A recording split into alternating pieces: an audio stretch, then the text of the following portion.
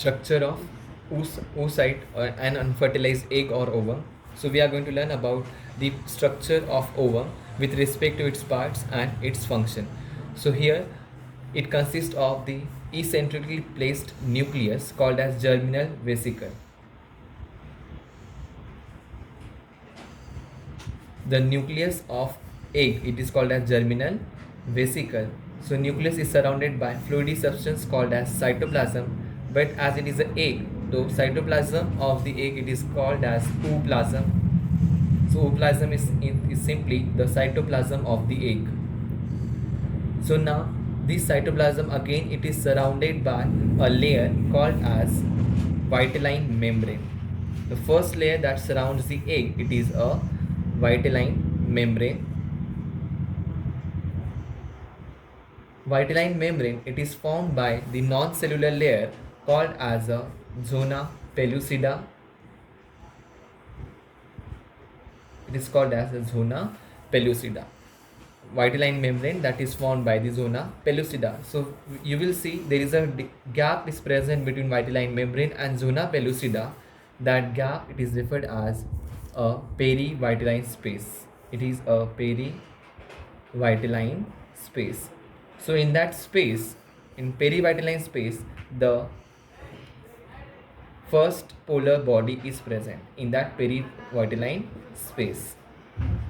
Now it is surrounded by the radially elongated cells like this. These structures are referred as corna radiata. These are surrounding the layer of egg. During the process of fertilization, it helps in the formation of cone of fertilization. Then what type of egg it is? It is a non-cleodic egg, or you can call non-cleodic egg. That is a egg that is without any shell. It don't have any shell like our egg, chicken egg have. So it is without shell, non-cleodic. You will also find there is a no yolk is present. If it is present, it is present in very minimum amount, called as microlecithal egg.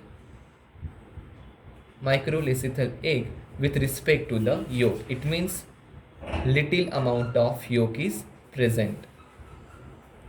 Now microlecithal egg, non-cleodic, as it is an egg, it is a haploid structure, as it is a female gamete. It is a haploid in nature. It is a large as well as non-motile.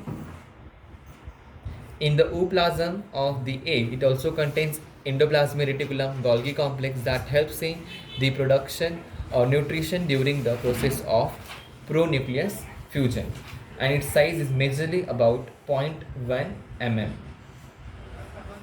So now it is all about the unfertilized egg. So we will shortly revise. It has, as well as egg also shows the polarity. The end which is having the nucleus, that end is called as animal pole, and the end which is opposite to the animal pole, that pole, it is called as vegetal pole, because egg also shows the polarity. So that polarity can be animal pole as well as vegetal pole.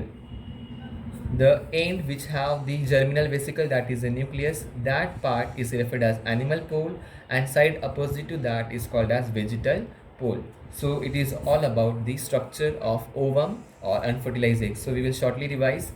It is having eccentrically placed nucleus, that is germinal vesicle, having a cytoplasm called as ooplasm.